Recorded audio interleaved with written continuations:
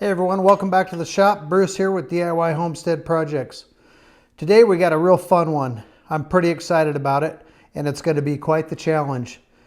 We're going to be TIG welding a steel cube out of 1/16 inch coupons that I cut in half to make 2x2 squares. I just took some of these .065 steel 1/16 inch coupons that I got from Weld Metals online. I took 3 of them and cut them in half, the best I could with that new table I put on my bandsaw, which is pretty darn nice. If you haven't seen that video, I'll link it up here somewhere where you can go check it out. But I ended up with 6 2x2 squares. Now the tricky part's going to be getting these all tacked together. I made up a little jig here out of some angle iron. It's about the only thing I could really think to kind of hold those parts in the right position so I can get a decent tack weld on them. And that's what I'm going to do. Enough talking. Let's get to tacking and see if I can't TIG weld a square cube.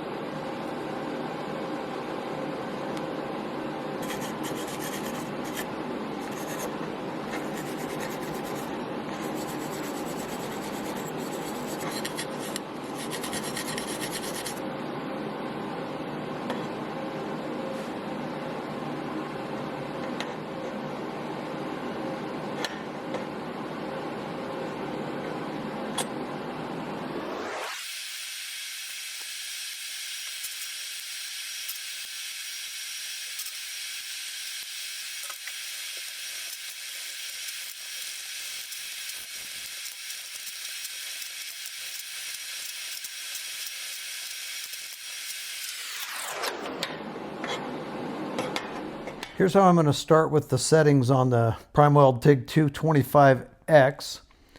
I've got 65 amps TIG. It's on DC. I've got it 2T because I'm going to be using a foot pedal, and no pulse. Got about 6 seconds of post flow, no pre-flow, and the rest of that doesn't apply. So that's where I'm going to start with the settings. Here I'm just trying a couple of scrap blocks of metal I'm going to use for a prop. Try to get comfortable because this is going to be quite a delicate operation with a low amp setting, and I just really need to be as steady as possible. I'm doing a couple practice runs just to see if this will work. So here we are into the first weld, and I made a lot of mistakes, and I had to really work on trying to get all my settings proper. My hand prop's not working the best. My biggest fear here is to burn through, so as a result of that, I'm not nearly on the amperage as well as I should be. It's a little bit cold there at the start. I kind of get the hang of it here, but it's there I'm messing up, so I'm having trouble seeing the actual weld pool and really what's going on. So what I've determined is when you are welding at these low amps, and I'm probably only at 40 or 50 amps because I'm not at full pedal, I need to adjust the darkness on my helmet so that I can see this a little bit better.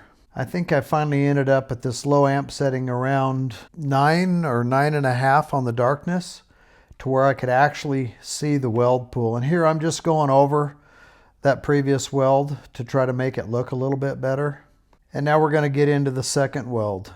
Each time I did another weld, I got a little bit better and I got a setting more locked in. This one starts out okay, but we'll see how it goes as I work through it. Still a little bit cold. I'm just afraid to burn through because I know this is such a thin metal and I have basically zero experience welding this thin of steel. But it went decent. And that one I decided to go over the top of with just a couple dabs here and there to fill in a few spots that I had missed with the filler rod on the first pass. It's all about the learning experience on this. And I'm trying to make it look as good as I can. Then we go into the third one. Things improve a little bit. I got to work on that hand prop because I'm still pretty shaky here. The way I've got this all set up, I could definitely improve on that. So I've learned that I still need to work on those hand props and the setup. You got to be comfortable or you're just not going to put a good weld down. But you can see how small this arc is. I'm just very, very low amps to get this done. Luckily, I haven't burnt through yet. By the time I got to the fourth one, things started getting a little bit better, and this one went pretty smooth. I think I turned my amperage down to 55 amps on the machine, and here I'm full pedal. So just full commit, full pedal, 55 amps, and it burned in there pretty decent.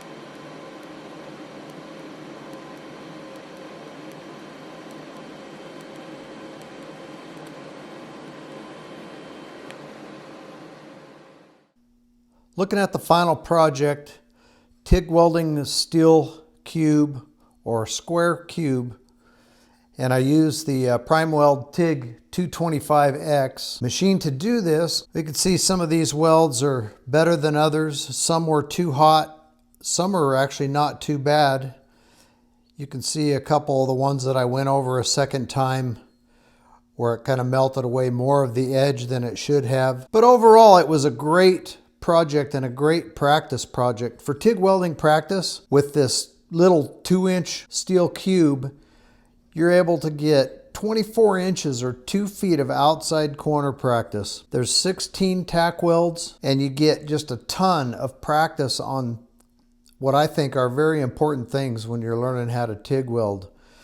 So to name a few, you get fabrication and fitting when you're building the box, especially if you're cutting coupons in half to make this happen. You're working on positioning, your arc length, puddle manipulation, and travel speed are all critical parts of welding this thin steel cube. Again, this was 0.065 thousandths or 16th inch steel. I think maybe what I'd like to do in the future on maybe my next video or something is make another one of these cubes. I'd like to do a couple of them. I'd like to do one in steel again and just use fusion welds or autogenous welds without filler. I think that with it being such thin metal, you could autogenous weld that and probably make a pretty nice bead. I'd also like to do that using pulse settings on the TIG 225X weld machine or welder. I've also got some 16th inch or 0.065 thousandths aluminum coupons that I would really like to try. So I may cut some of those up to make a little 2-inch box. Another thing that's challenging about this, not only is it thin steel, but it's only a 2-inch box, so there's not a lot of metal there.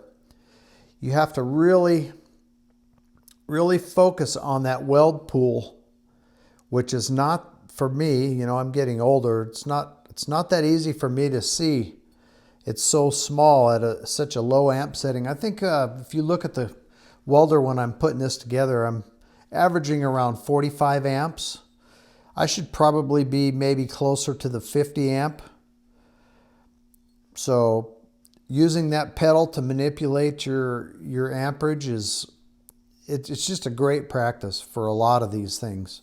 Let me know in the comments if you'd like to see me do one of these with just autogenous welding without filler and or pulse settings, like say on the on aluminum version. I don't think that Weld Metals Online sells. I looked, they don't sell the 16th inch. Everything is 1/8 inch in the cube kits, but I'll bet if you sent him an email, Justin would be happy to send you some 16th inch coupons for making a little 16th inch drill for your TIG welding practice. Hope you guys enjoyed the video. Thanks for joining along. If you did like it, give me a thumbs up and don't forget to subscribe if you haven't already so you can see more of these types of videos and follow along with my TIG welding practice and learning. Hope you guys have a great day and we'll see you on the next video.